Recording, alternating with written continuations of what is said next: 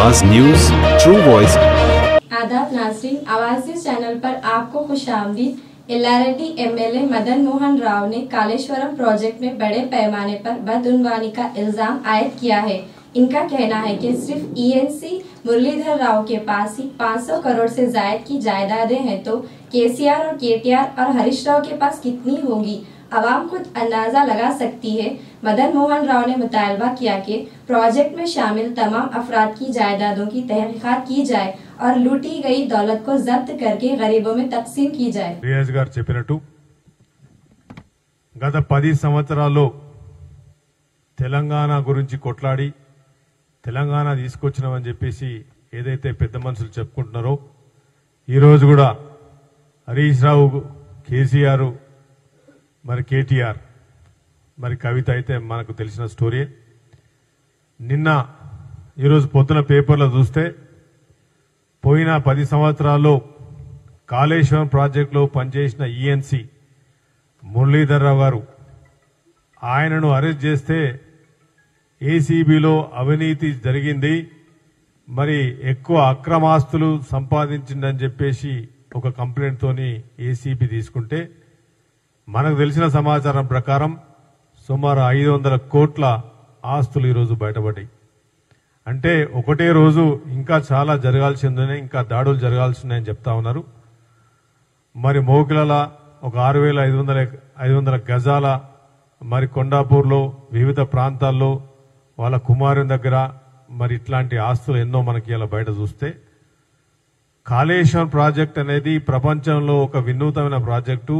మరి 18 ఎకరాలకు 18 ఎకరాల నీళ్ల గురించి, ఆ 18 లక్షల ఎకరాల నీళ్లు మరి 13 జిల్లాలకు చేస్తానని చెప్పేసి ఆ రోజు నేనే డిజైన్ చేసిన, ఇది ఎంతో 80,000 పుస్తకాలు చదివినా మరి అని చెప్పి డిజైన్ చేసిన కాళేశ్వరం కూలేశ్వరంగా మారి, మరి కాళేశ్వరంలో పనిచేసిన ఒక ఈఎన్సీ దగ్గరనే ఒకటే రోజు 500 కోట్లు వెళ్తే, మరి మొన్ననే అంటే ఒక ఇరిగేషన్ ఈగా పనిచేసిన సీద దగ్గర సుమారు 100 నుంచి 200 కోట్లు, అంతకుముందు అదే కాళేశ్వరంలో పనిచేసిన హరిరామ్ నాయక్, ముఖ్య హరిరామ్ నాయక్ ఈఎన్సీ దగ్గర సుమారు 300-400 కోట్లు.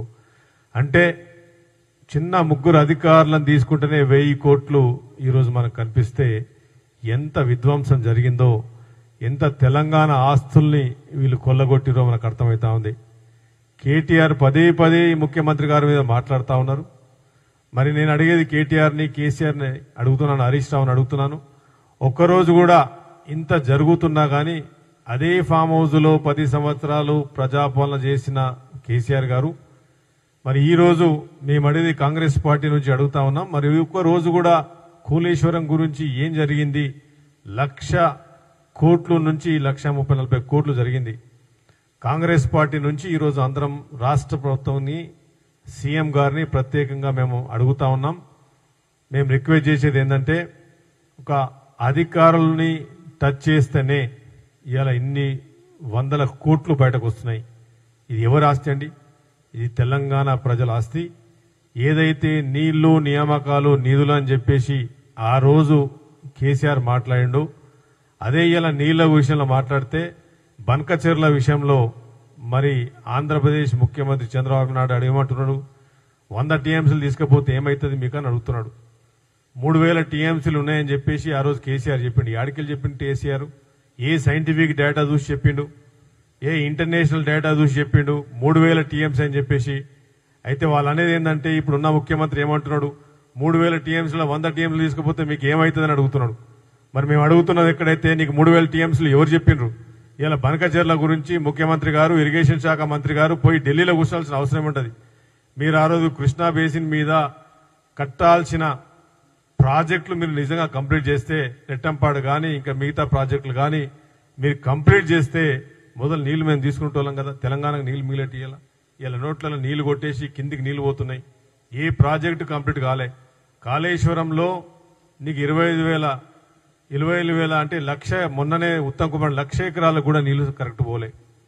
మరి అలా ఖాళీ కరెంటుకు 6,000 నుంచి 8,000 కోట్లు హై కెపాసిటీలో పనిచేస్తే 6,000 నుంచి 8,000 కోట్లు కరెంటు బిల్లులు కట్టాలి.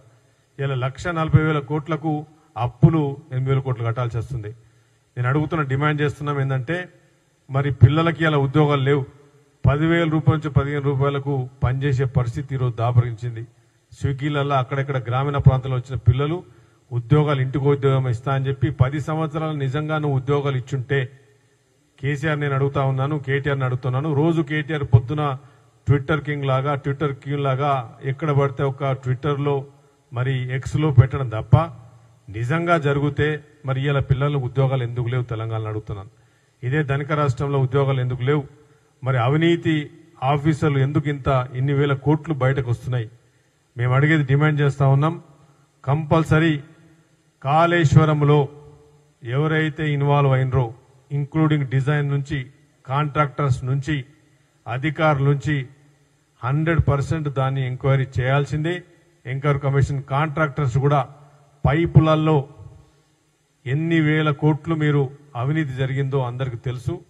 చిన్న చిన్న పైపులలో